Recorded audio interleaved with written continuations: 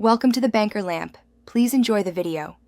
In this video, I will show how to set Chevrolet Cruze timing chain. Start by securing the vehicle, disconnecting the battery, and wearing safety gear. Remove accessory belts and the crank pulley to access the timing cover. Keep a clean workspace and take photos of each step for reference. Organize fasteners in labeled containers and follow torque specs when reassembling to ensure proper timing and reliable engine operation throughout the process.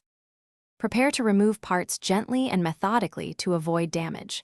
Support the engine if required and keep bolts organized by location. Use manufacturer torque and sequence to prevent leaks or misalignment later. If the water pump must come off, replace its gasket while you have access. Photograph the original timing mark positions before disassembly to ensure accurate alignment when you install the new chain and sprockets.